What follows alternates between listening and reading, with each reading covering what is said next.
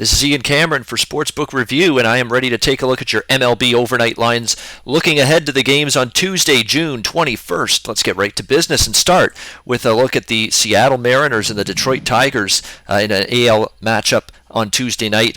And we've been riding James Paxton of the Seattle Mariners, the Seattle lefty in recent outings. He finally got a victory in his last start against the Tampa Bay Rays, and he's overdue for a victory. He's pitched better than his win-loss record would indicate, and he had a good outing last time out. In fact, he's been great in his last 3 starts. Paxton has given up just 4 earned runs in his last 18.1 innings of work, with very strong strikeout and swinging strike numbers during that span. His track record against Detroit's also very good. 3.27 ERA for him against the Tigers. He's allowed 4 runs in 11 innings pitched over 3 career starts against Detroit.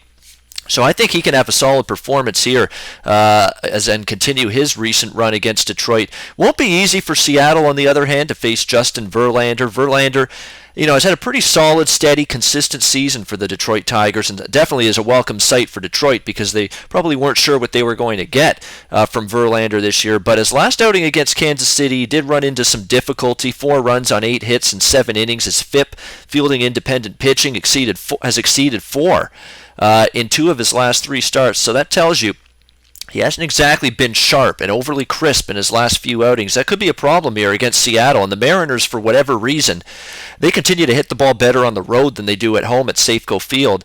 That has been the pattern has continued for them in that regard this season. So I really do think Seattle at least can chip away at Verlander, maybe push his pitch count up a little bit, work some counts, and be able to get a few runs off him here in this particular game. More than anything, I just like being able to back James Paxton at this price. You're getting a solid underdog price, about plus 125 with Seattle and James Paxton in this game. I think that's an underdog worth backing here. I'll look to Seattle as a nice plus price against Detroit here on Tuesday night. Let's move on now to an interleague matchup. San Diego, Baltimore.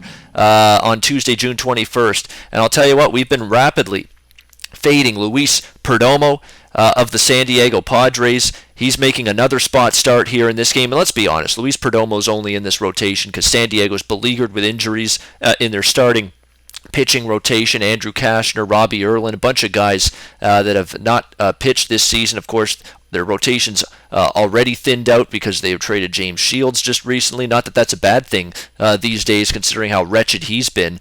But still, Perdomo's only in this rotation for the Padres out of necessity. That's it. He hasn't done anything to prove he's a starting pitcher, quality starting pitcher, that's for sure. 8.79 ERA on the season. He's allowed 13 runs in 16 innings as a spot starter in 3 outings against Colorado and Miami. And now you got to go to Baltimore, Camden Yards, the hot-hitting Orioles. Definitely not going to help Luis Perdomo in terms of turning things around, that's for sure. So it could be a little bit of a rough go for him here once again facing this Orioles lineup. Now, Tyler Wilson's an interesting guy to talk about as he gets the start here for the Orioles, because Tyler Wilson, to me, really isn't that great, and his numbers for the season aren't really that spectacular, but he's coming off a gem really out of nowhere. Shutout baseball, 3 innings and just 3 hits allowed in 8 innings against Boston in his last start. Really, nobody saw that coming. Although still, his numbers for the season, they're mediocre. 4.16 ERA, his FIP and his xFIP both close to 5. He's only striking out 4.8 batters per 9 innings. Not great numbers. Not a lot of swing and miss stuff being shown by Wilson, even though he's coming off that gem against the Red Sox. I'm just not sure he's capable of backing that up with another strong start. Having this guy put 2 good starts together in a row, it's been difficult for him. So, San Diego, too, their lineup, it's worth talking about. The Padres are never going to be viewed as one of the most prolific offenses in baseball, but when a team currently has some chemistry at the plate and is feeling good, that's a team usually you want to be backing. And San Diego, they scored 29 runs now in their last 5 games combined. This is probably the best little offensive surge they've had this season. Will Myers has been on fire for this team at the plate. Matt Kemp's been hitting. Derek Norris has been hitting. So they're getting some contributions in their lineup. There's no question about that right now. There's a lot of guys in good form at the plate for San Diego that might cause some havoc here for Tyler Wilson. Total sitting at 9.5. It's high total, but it's high for a reason. I think we got a chance to see this one go over the total on Tuesday night. So I'll look to that game, over 9.5 runs, Seattle and Baltimore on Tuesday night. And let's look at another interleague matchup, the Philadelphia Phillies and Minnesota Twins on Tuesday night. And the Minnesota Twins right now are currently undergoing one of the most incredible streaks in baseball. Minnesota has gone 13-0-1 over the total in their last 14 games. They are on an incredible over-the-total streak in their games. And when these trends happen, like what Minnesota with this streak, they're not by accident. This team is hitting okay, but really it's their pitching that's been abysmal. Their bullpen's been awful, and as a result, you're getting this team cashing over the total winners game in and game out. 13-0-1 to the over for Minnesota in their last 14 games. That streak might continue here because, as much as I've praised Aaron Nola for the Philadelphia Phillies, and he's going to be a good one, I think, there's no doubt he's hit a wall in his last two starts against Washington and Toronto, allowing 12 runs on 15 hits and just 6.2 innings in those two outings. And he has a track record of struggling against American League teams. He's allowed 12 runs this year in 9 innings against the Jays and Tigers, the two previous AL teams that he's pitched against. So it could be a little bit of a rough go for him here against the Twins, but I don't trust Tyler Duffey. Tyler Duffey's been a bet against pitching commodity for me in recent outings. He's allowed 32 runs in 32.1 innings over his last 6 starts, just about a run per inning. That's just absolutely horrendous. 6.67 ERA for Duffey this season here at Target Field, and he's not an innings eater, which means that Minnesota bullpen, which is very leaky to say the least, they could see some time in this game and open the door for some late runs.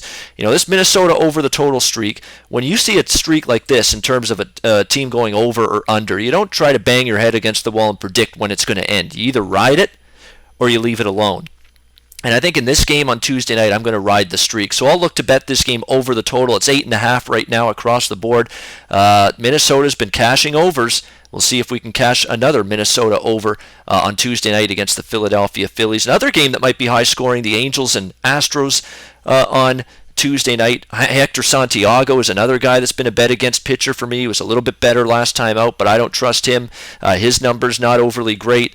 He struggled, especially his current form, not very good. A 7.15 ERA for Santiago in his last 3 starts. Hasn't really been all that much better for Colin McHugh, who's definitely regressed and come back down to earth here in 2016 for the Astros. He has a 5.17 ERA in his last 3 starts. So 2 guys struggling, not in the best current form right now. That game should have a chance to get up and over 8.5 runs on Tuesday night as well, the Angels and Astros. Other than that, that's going to just about do it for me for the MLB overnight lines. Look ahead to the games on Tuesday, June 21st. As always, if there's any games I did not mention in this video that you'd like me to provide a little betting opinion or thought on, feel free to mention it in the comments section, and I will be happy to address it at some point. So that is your look at MLB overnight lines for Tuesday, June 21st. I'm sports handicapper Ian Cameron for Sportsbook Review. And until next time, enjoy the games and good luck.